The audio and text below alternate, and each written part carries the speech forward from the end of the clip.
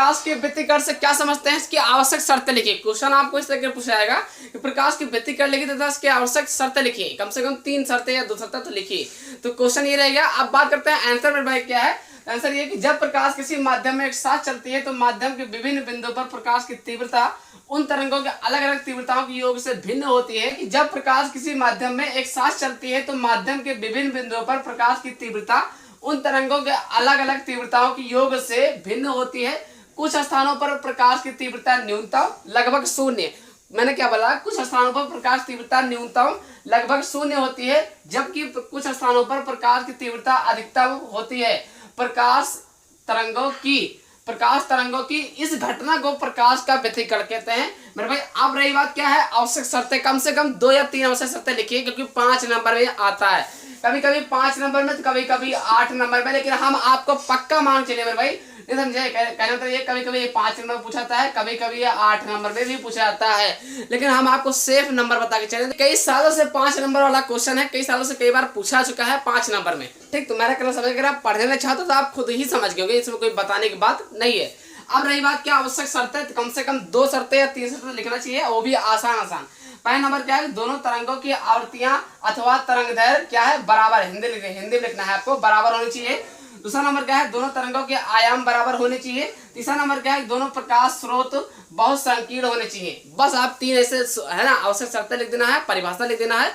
अब आपको करना क्या है, स्क्रीनशॉट, और ऐसे इंपॉर्टेंट वीडियो पाने के लिए चैनल को सब्सक्राइब जरूर करना है, क्योंकि आपको इंपॉर्टेंट वीडियो ही काफी ज्यादा यूजफुल होगा बोर्ड एग्जाम में। तो मेरे भाई अब आपको करना क्या है, स्क्रीनशॉट।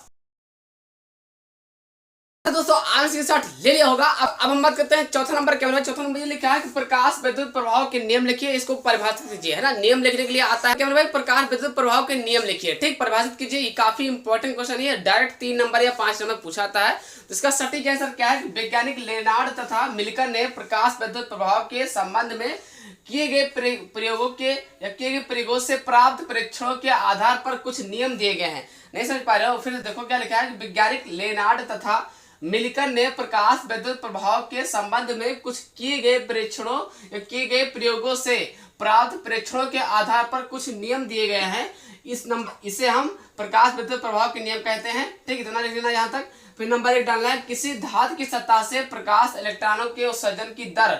ये क्या लिखा है, धातु की सतह पर गिरने वाले प्रकाश की तीव्रता के अनुक्रमानुपाती होता है। ठीक है भाई। दूसरा नंबर क्या लिखा है कि प्रकाश इलेक्ट्रॉनों की अधिकतम गतिज ऊर्जा प्रकाश की तीव्रता पर निर्भर नहीं करता है। अगर आपको यहाँ पर नहीं तो यहाँ क्या लिखा है कि निर्भर नहीं करता है। ठीक है। तीसरा नंबर क्या लिखा है, प्रकाश इलेक्ट्रॉनों की अधिकतम गतिज ऊर्जा प्रकाश की आवृत्ति के बढ़ने पर, भाई आवृत्ति के बढ़ने पर बढ़ती है या बढ़ता है। ठीक, इतना करना है। यहाँ पर आपको चौथा नंबर भी क्लियर। अगर आप इसे अच्छे से लिखते हो तो 3 नंबर या 5 नंबर आपका पक्का हो जाएगा।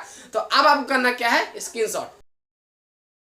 तो आप स्क्रीनशॉट ले लिया होगा। ऐसे इंपॉर्टेंट वीडियो पाने के लिए चैनल को सब्सक्राइब कर लेते हो तो ये आपके लिए बेहतर और अच्छा होगा। तो अब हम बात करते हैं मेरे भाई तीसरा नंबर क्या लिखा है। तीसरा नंबर ये लिखा है कि देहली आवृत्ति किसे कहते हैं। क्वेश्चन इस तरह पूछा जाएगा कि देहली आवृत्ति किसे कहते हैं, परिभाषित कीजिए। ये 3 नंबर का इंपॉर्टेंट क्वेश्चन है।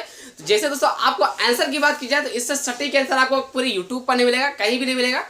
आंसर क्या है कि देहली आवृत्ति आपतित प्रकाश की वह न्यूनतम आवृत्ति है।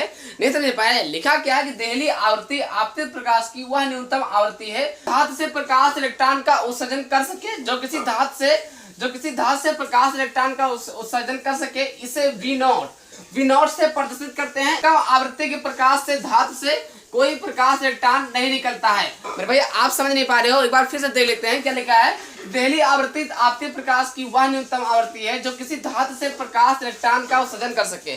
जो किसी धातु से प्रकाश इलेक्ट्रॉन का उत्सर्जन कर सके, इसे V0 से प्रदर्शित करते हैं। इससे कम आवृत्ति के प्रकाश से धातु से कोई प्रकाश इलेक्ट्रॉन नहीं निकलता है, इसे हम देहली आवृत्ति कहते हैं। बस इतना करना है और कुछ नहीं करना है। इतना लिखने के बाद आपका यहाँ पर दोस्तों 3 नंबर आपका पक्का हो जाएगा, लेकिन पूरा लिखना पड़ेगा। कम से कम यहाँ से लेकर यहाँ तक इंपॉर्टेंट है, काफी कठिन है। कठिन कुछ नहीं है, याद हो जाएगा। 2-3 बार अगर आप याद करते हो तो गारंटेड है आपको याद हो जाएगा। ये 3 नंबर का क्वेश्चन है।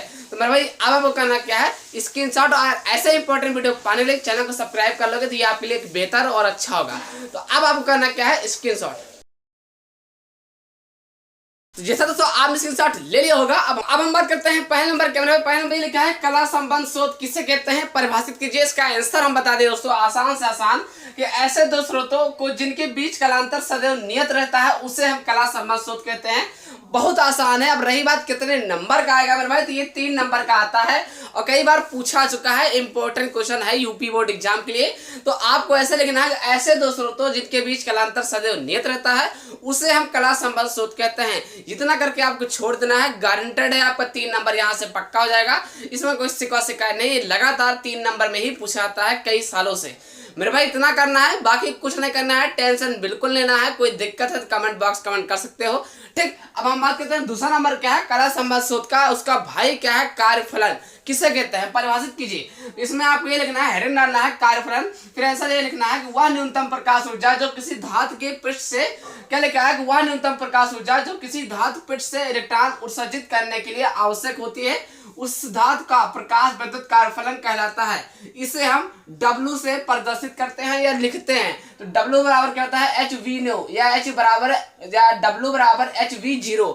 इतना कर देना है, ज्यादा कुछ 3 तगड़ा नहीं लगाना है, इतना आसान है। 3 नंबर वाले क्वेश्चन है, तो भाई यहाँ से भी आपका 3 नंबर पक्का हो जाएगा। यही इतना करना है। अगर आप कोई दिक्कत है तो कमेंट बॉक्स खाली रहता है, कमेंट कर सकते हो, कैसी वीडियो खराब अच्छा कुछ भी हो, लेकिन कमेंट जरूर किया करो।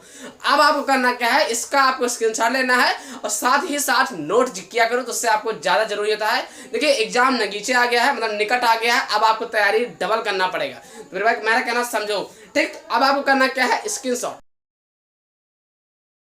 ऐसा दोस्तों आप स्क्रीनशॉट ले लिया होगा। अब ऐसे इंपॉर्टेंट वीडियो पाने के लिए चैनल को सब्सक्राइब जरूर कर लेना, क्योंकि इंपॉर्टेंट वीडियो पाने के लिए चैनल को सब्सक्राइब जरूर कर लेना मेरे भाई।